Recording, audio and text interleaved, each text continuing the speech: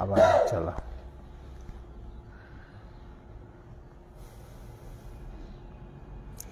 वासुदेवेन्द्र योगीन्द्रं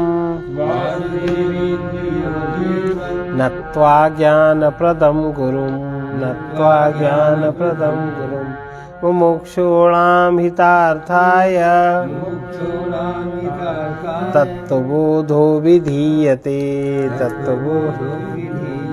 तो ये जो ग्रंथ के प्रारंभ में अनुबंध चतुष्टय के उल्लेख की परंपरा है, उसके द्वारा ग्रंथ के अधिकारी, विषय, संबंध, प्रयोजन का ज्ञान होता है। श्लोक की दूसरी पंक्ति में इन्हीं की ओर संकेत किया गया है। ग्रंथ का अधिकारी मुमुक्ष है। इसका विषय तत्वबोध है कि तत्वबोध होने से व्यक्ति मुमुक्ष हो जाता है, उसका बोध होने से। और मुमुक्षुओं का हित माने हितार्थ है, ग्रंथ का प्रयोजन है। मुमुक्ष आदि पदों की विस्तृत व्याख्या आगे ग्रंथ में की गई है। अब पहला अध्याय इसका है, साधन चतुष्टय क्या है। 4 साधन जो व्यक्ति के जीवन में, जब व्यक्ति परमार्थ में जीता है, 4 साधन कौन से प्रकट होते हैं, या नहीं प्रकट है तो थोड़ी सी मेहनत करके उस तरह का अपना चित्त बनाना चाहिए। अगर वैसा न बनाया तो फिर तत्वबोध का उदय नहीं हो। तत्वबोध का उदय, वो बोध आपको जागृत नहीं होता है तो, पर आप उसके प्रति जागृत नहीं हो। मनुष्य अपने जीवन में जो कुछ भी प्राप्त कर सकता है, जो कुछ प्राप्त कर सकता है उसे पुरुषार्थ कहते हैं। पुरुषार्थ 2 प्रकार का है, एक तो अभ्युदय और दूसरा निःश्रेयस। अभ्युदय के अंतर्गत तो भौतिक उन्नति आती है, भौतिक रूप से समृद्धि आती है, और उसे 3 भागों में बांट सकते हैं भौतिक समृद्धि को। सबसे पहला धर्म। भाई, वस्तु के धर्म को जाने बिना हम वस्तु के संबंध में कुछ क्रिया नहीं कर सकते। इसलिए प्रत्येक वस्तु के धर्म को जानना, और जो वस्तु का उपयोग करेगा उस मनुष्य के धर्म को जानना, ये सबसे पहला धर्म के अंतर्गत आता है। और फिर क्यों जानना, अर्थ, उससे हमें, उस ज्ञान से हमें क्या प्राप्त होने वाला है, उसका लाभ प्राप्त होने वाला, उसका हम उपयोग कर सकेंगे, जिससे हम अपना जीवन समृद्ध बनाएंगे। और तीसरा फिर काम, हमारे में जो कामनाएं हैं हम उसके द्वारा उसकी संपूर्ति कर पाएंगे। तो इन तीनों में, ये इस लोक में या स्वर्ग आदि उच्च लोकों में यही चीजें प्राप्त होती, धर्म, अर्थ, काम। ये सब उपलब्धियां कर्म साध्य हैं, लेकिन नश्वर हैं। भाई, शरीर जब तक है तभी तक तो है। निःश्रेयस नहीं है। निःश्रेयस तो परम पुरुषार्थ है, उसे नित्य आनंद स्वरूप परमात्मा की प्राप्ति होती है। इस अवस्था में पुनर्जन्म का क्लेश, सारे क्लेश मिट जाते हैं। इसे मुक्ति कहते हैं। मुक्ति प्राप्त करने के लिए हमारे अंदर कुछ योग्यता होनी चाहिए, जिसका वर्णन कर रहे हैं। साधन चतुष्टय संपन्न अधिकारीणां मोक्ष साधन भूतम, अधिकारीणां मोक्ष साधन भूतम तत्व विवेक प्रकारं वक्ष्यामः, तो विवेक प्रकारं वक्ष्यामः। हम उस प्रकार के तत्व विवेक का वर्णन करते हैं जो साधन चतुष्टय से संपन्न अधिकारी पुरुषों के लिए मोक्ष का साधन स्वरूप है। जो उसके लिए नहीं कि जिनको साधन चतुष्टय नहीं हुआ, उसका कुछ नहीं बनेगा। तो जो साधन चतुष्टय से संपन्न हो गए हैं, जिनको अधिकार प्राप्त हो गया है, वो मोक्ष का जो साधन स्वरूप है साक्षात, उसका वर्णन करते हैं उन लोगों के लिए। कर्मों, परिस्थितियों, व्यक्तियों, वस्तुओं की परतंत्रता में जीवन जीना दुखमय है। हर व्यक्ति स्वभाव से सुखमय जीवन जीना चाहता है। सुखी रहने के लिए उसे परतंत्रता त्याग कर स्वतंत्र या मुक्त हो जाना चाहिए, किंतु स्वतंत्र होने के लिए स्वेच्छाचारी बनना उचित नहीं। स्वेच्छाचारी तो मन के बंधन वाला व्यक्ति होता है। स्वेच्छाचारी मनुष्य मनोवैज्ञानिक दृष्टि से असामान्य होता है, वो विक्षिप्त होता है, मुक्त नहीं होता। और विक्षिप्त व्यक्ति कभी मुक्त नहीं हो सकता। असामान्य होता है, वो कभी मुक्त नहीं हो सकता। उससे ना वो सुखी होता है और ना ही उस व्यक्ति से समाज सुखी होता है। और इस प्रकार मनुष्य को यथार्थ रूप में स्वतंत्र जीवन मुक्त होने के लिए अपने विकसित विवेक का प्रयोग करना होगा। वही मोक्ष का साधन है। इस ग्रंथ में आगे बताएंगे किस प्रकार के विवेक से मनुष्य जीवन आनंददायक हो जाता है। यहाँ पहले बता देना आवश्यक है, तत्व विवेक का उदय उन्हीं पुरुषों के हृदय में होता है जो साधन चतुष्टय से संपन्न हो जाते हैं। जिनके इस 4 साधन की नींव न बनी, उनके अंदर तत्व बोध का उदय नहीं होता। इसलिए तत्व विवेक का अधिकारी बनने के लिए 4 महत्वपूर्ण गुणों को जानना, समझना और उनको अपने में विकसित करना चाहिए। अतः प्रश्न फिर से है कि साधन चतुष्टय किम, साधन चतुष्टय किम। ये 4 साधन कौन कौन से हैं? पहला साधन है नित्यानित्य वस्तु विवेकः। नित्यानित्य वस्तु विवेक। अब नित्यानित्य वस्तु का विवेक के और नित्य और अनित्य क्या है, इसका विवेक जागृत होना बहुत ही आवश्यक है। नित्य, एक जो नित्य वस्तु है वही ब्रह्म है। जो नित्य वस्तु है वही ब्रह्म है और उसके अतिरिक्त जो है वो सब अनित्य है, सब प्रकृति है। यही नित्यानित्य वस्तु विवेक कहलाता है। जो वस्तु थोड़े या अधिक अज्ञान से नष्ट, थोड़े या अधिक काल में, थोड़े समय में नष्ट हो या अधिक समय में नष्ट हो, वो अनित्य कहलाती है। हम अपने अनुभव से कुछ वस्तुओं को नष्ट होते अपने सामने देखते हैं। जैसे खेत में धान की उगती पकती नष्ट होती फसल अनित्य है। उसकी अपेक्षा पृथ्वी, सूर्य, चंद्र आदि नित्य प्रतीत होते हैं। उन्हें नष्ट होते हम नहीं देख सकते, किंतु विचार करने पर ज्ञात होता है कि जो वस्तु किसी काल में उत्पन्न होती है, जिसका कोई नाम रूप है, वो नश्वर है। इस दृष्टि से विचार करने पर ज्ञात होता है सूर्य, चंद्र आदि भी सब अनित्य हैं। केवल नित्य वस्तु एक ब्रह्म है, वो अनादि है, अनंत है, नाम रूप रहित तो काल से परे है। इसका विस्तृत वर्णन आगे किया जाएगा। जब बुद्धि में यह निश्चय हो जाए कि ब्रह्म ही नित्य है, शेष सब कुछ अनित्य है, तब इसे पूरा विवेक कहा जा सकता है। अब दूसरा, ये तो एक हुआ साधन चतुष्टय में एक साधन। दूसरा है यह मुत्तार्थ फल भोग विरागः। इस लोक में और परलोक में अपने कर्मों के फल भोग से वैराग्य। हमने जो भी कुछ कर्म किए हैं, हम जो भी करते हैं, हम उसका फल ना चाहें, यही वैराग्य कहलाता है। अब वैराग्य कि यह स्वर्ग भोगेषु इच्छा राहित्यम, इस लोक के और स्वर्ग के जो भी भोग है उनकी इच्छा का न होना विराग कहलाता है। इस लोक और स्वर्ग के समस्त भोगों को भोगने की इच्छा समाप्त हो जाए।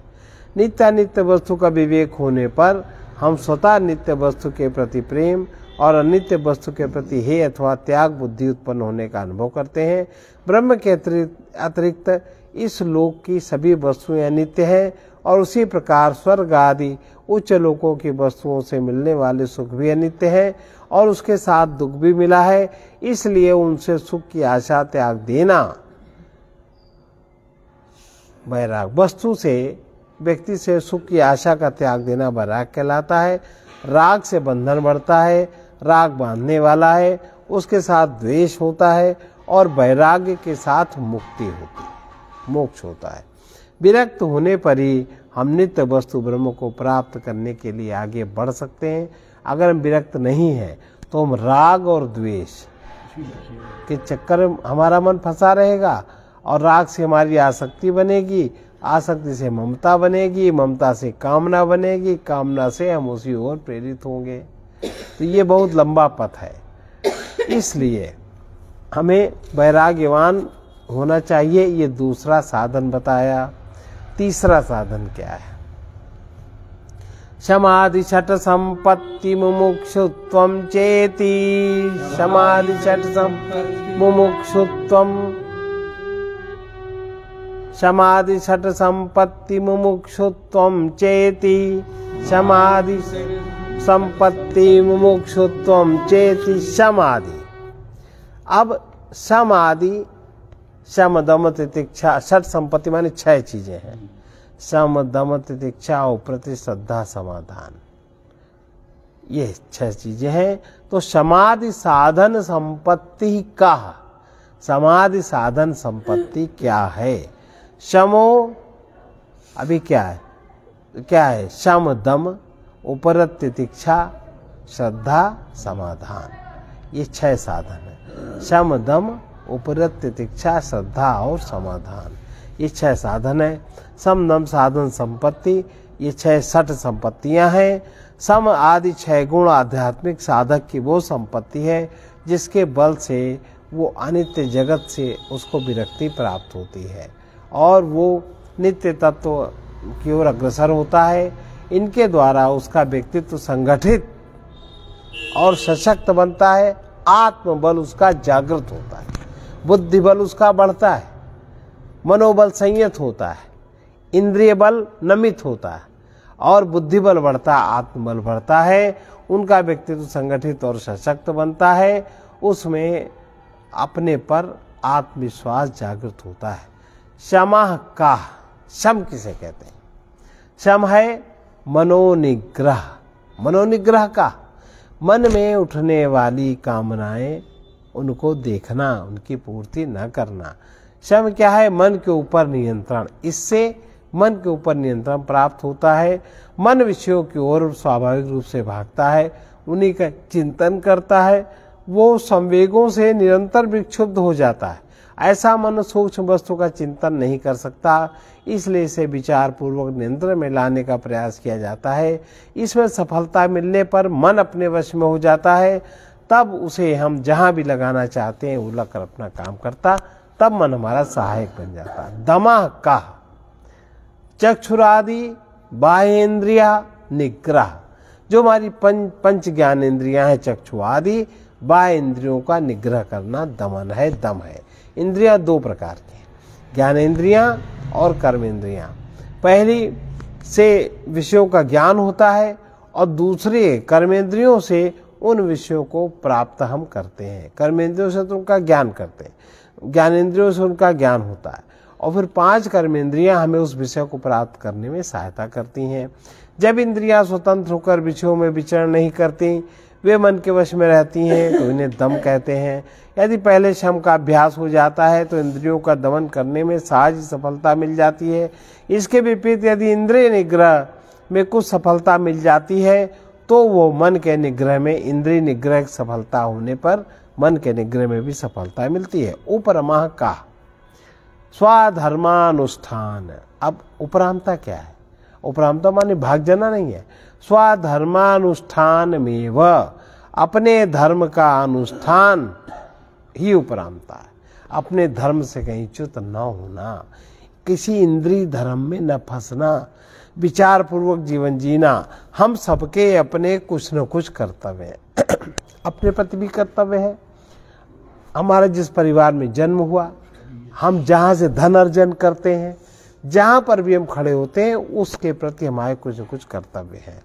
अपने प्रति, माता पिता के प्रति, गुरु के प्रति, समाज परिवार के प्रति हमारे जो कर्तव्य हैं उनका यथा योग्य पालन करना ही हमारा धर्म है। अपने धर्म में दृढ़ता से अनुष्ठान करने पर फिर मन अधर्म में, पाप भाव में, दुराचार की ओर अग्रसर ही नहीं होता।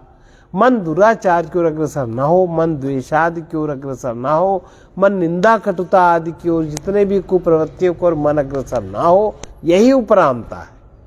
ये नहीं खाली बैठे कुटर कुटर निंदे दूसरे करने लगे, अपने लाभ के लिए दूसरे की बुराई करने लगे, दूसरे की कमजोरी पकड़ करके उसकी कमजोरी को दिखाते हुए उससे हम अपने लाभ की चीजें ऐंठने लगे, इससे मन उपराम हो जाए, इससे मन हट जाए, इसको उपरामता कहते हैं। माने दुष्प्रवृत्तियों से मन हमारा सदा के लिए हट जाए। लोग हमें लाख लालच दें फिर भी हमारा दुष्प्रवृत्तियों में प्रवृत्ति न बने, इसका नाम उपरामता है। मनुष्य का परम धर्म सत्य की खोज में लगना है। इस कार्य में दृढ़ता पूर्वक लग जाने से मन अनित्य वस्तुओं में सुख खोजने वाला नहीं है, यह भी उपरामता है। सामान्यतया उपराम शब्द का प्रयोग वैराग्य के अर्थ में किया जाता है। अब शम दम उपरामता। अब चौथा आता तितिक्षा। तितिक्षा क्या है? शीतोष्ण सुख दुखादि सहिष्णुत्वम। तितिक्षा सर्दी गर्मी सुख दुख आदि द्वंद्व सहन करने का स्वभाव हो जाना, ये तितिक्षा। अपने लक्ष्य की प्राप्ति के लिए, अपने कर्तव्य के पालन करने के लिए सुख दुख सर्दी गर्मी ये द्वंद्व सहन करने की सामर्थ्य विकसित होना। मनुष्य जीवन में अनुकूल प्रतिकूल परिस्थितियां आना स्वाभाविक है, उन सबको रोका नहीं जा सकता। प्रारब्ध का भोग हम नहीं रोक सकते, लेकिन उससे हम विचार पूर्वक बच के निकल सकते हैं। अपनी सामर्थ्य भर प्रतिकूल परिस्थिति का निवारण कर सकते हैं, वो अनिवार्य कर लेते हैं। उन्हें चिंता रहित शांत मन से सहन करने का अभ्यास होना चाहिए। अभ्यास से गुण बढ़ाया जा सकता है, तत्व चिंतन करने में यह गुण बहुत सहायक होता है। अब अगला है श्रद्धा कीदृशी। पांचवा है श्रद्धा। क्या है? श्रद्धा है गुरु वेदांत वाक्यादिषु विश्वासः। श्रद्धा बहुत बड़ी बात है। हमें गुरु की बातों में विश्वास नहीं होता, संदेह होता है, संदेह होता है, और संदेह से हम अपने को नष्ट कर लेते हैं। जो उपनिषदों में जो लिखा, गीता में जो लिखा, ये सब वचन स्वतः प्रमाण है। वे निर्भांत सत्य का निरूपण करते हैं। गुरु ने उनकी सत्यता का अनुभव करने के बाद व्यवहारिक जीवन में गुरु जी प्रयोग करते हैं और करने को बताते हैं। इसलिए वो भी शिष्य के सामने उसी सत्य का प्रतिपादन करते हैं। इन दोनों वचनों को सत्य स्वीकार कर लेना, कुछ श्रद्धा माने कुछ मानना नहीं है, सत्य स्वीकार करना कि हाँ ये बात सही है, इसका नाम श्रद्धा है। सत्य की स्वीकृति श्रद्धा है। इसी के बल पर साधक स्वयं भी उसी सत्य का साक्षात्कार करने के लिए अपना जीवन सत्य के प्रति समर्पित रखता है। समाधानम किम। समाधान क्या है? समाधान क्या होना? तो समाधान बता रहे चित्त एकाग्रता। ये सब करने के बाद हमारा चित्त एकाग्र हो जाए। अभी जो चित्त में अन्यान्य वृत्तियां बहती हैं, तो हमारे चित्त की शक्ति भी अनेकों तरफ बहती रहती है। चित्त की एकाग्रता ही समाधान है। अपने प्रिय विषय में सभी लोगों का चित्त एकाग्र होकर लगा रहता है, किंतु जब चित्त का ये गुण गुरु और शास्त्र के वचनों को समझने में एकाग्र होने लगे, उनके अनुभव को सत्य मानने लगे, तो उसे समाधान कहते हैं। समस्त संशयों से मुक्त होकर जब मन नित्य वस्तु में स्थिर हो जाए, तो भी यह समाधान है। यही षट संपत्ति की गणना पूरी हुई। अब चौथा साधन मुमुक्षत्व का वर्णन करते हैं। मुमुक्षत्वम किम। मोक्षो में भूयात् इति इच्छा। मुझे मोक्ष, अज्ञान से मैं मुक्त हो जाऊं, मुझे मोक्ष हो जाए, द्वंद्व से मैं मुक्त हो जाऊं, आनंद पूर्वक मैं जिंदगी जीऊं, इस इच्छा का नाम मुमुक्षत्व है। यद्यपि सभी मनुष्य अपने कर्म बंधन में बंधे हैं, न चाहते हुए भी उन्हें अपने कर्म कामों का फल विवश होकर भोगना पड़ता है। उसी बंधन में बंध कर अनेक योनियों में भटकना पड़ता है, शरीर धारण करना पड़ता है, किंतु वे ना यह जानते हैं बंधन से कैसे छूटा जाए, और ना ही छूटने की इच्छा करते हैं। कुछ ही व्यक्ति अपनी कठिन समस्या से अवगत होते हैं और उनसे मुक्ति पाने का प्रयास करते हैं। जैसे कोई व्यक्ति अपने सिर के लंबे बालों में लगी आग से व्याकुल होकर सरोवर में कूदने की इच्छा करता है, वैसे ही जीवन के दुखों से व्यथित होकर मनुष्य उनसे मुक्त होने की इच्छा करता है। उसे मुमुक्षत्व कहते हैं। ऐसे ही लोगों के लिए ये शास्त्र है, और ऐसे ही लोग उसका अध्ययन कर लाभान्वित भी होते हैं। एतत् साधन चतुष्टयम् ततः तत्व विवेकस्याधिकरणं कारणो भवन्ति। ततः ततस्तत्व विवेकस्यादि कारणो भवन्ति। यही 4 साधन है, इनसे संपन्न पुरुष तत्व विवेक का अधिकारी हो जाता है। यही साधन चतुष्टय का वर्णन हुआ। इन योग्यताओं से संपन्न व्यक्ति सत्स्वरूप परमात्मा को खोजने और पाने का अधिकारी हो जाता है। इसमें जाति पाति स्त्री पुरुष आयु आदि उसके लिए बाधक नहीं बनते। संसार में कहीं भी रहने वाला कोई भी व्यक्ति विवेक आदि गुणों का अधिकारी बनकर तत्व ज्ञान पाकर अपने मुक्त स्वरूप का अनुभव सद्या कर सकता है। आज इतना ही।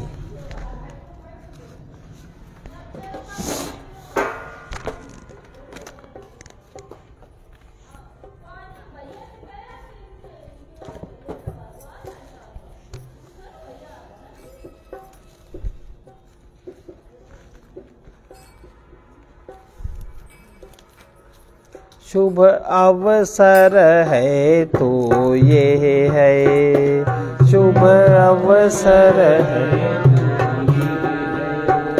जो चाहो लाभ उठाओ, जो चाहो लाभ उठाओ, यह व्यर्थ न जाने पाए, यह व्यर्थ न जाने पाए।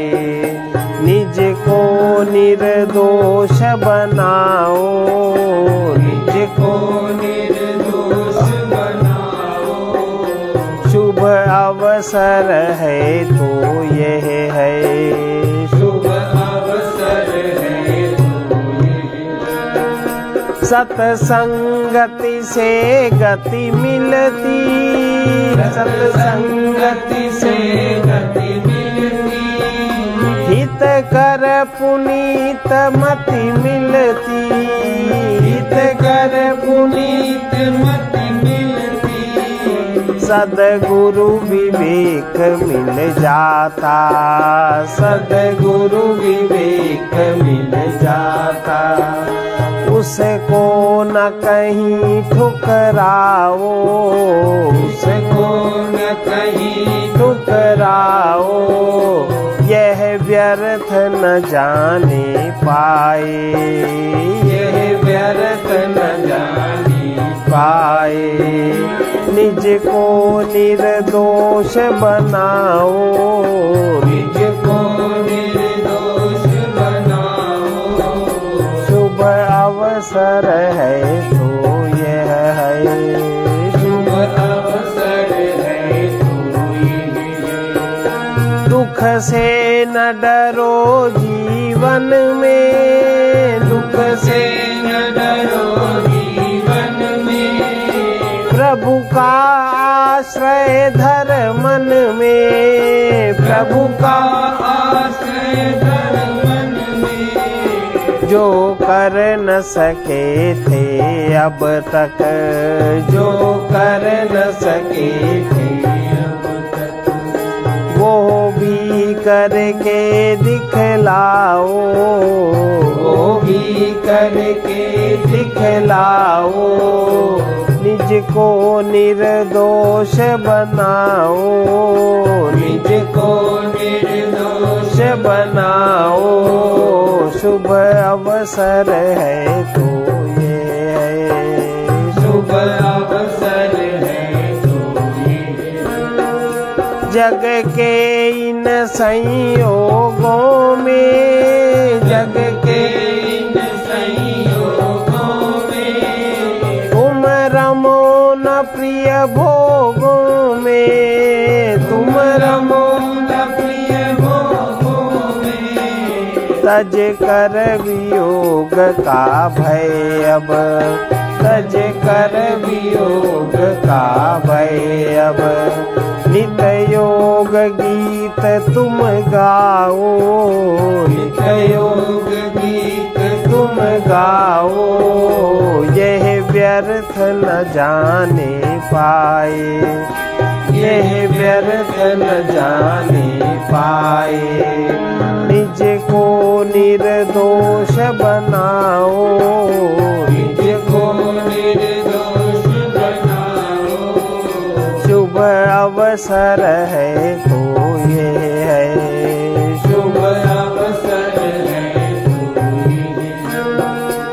अपने स्वरूप को जानो, अपने स्वरूप को जानो, तन धन अपना मत मानो, तन धन अपना मत मानो, मोही बन कर आए थे, मोही बन कर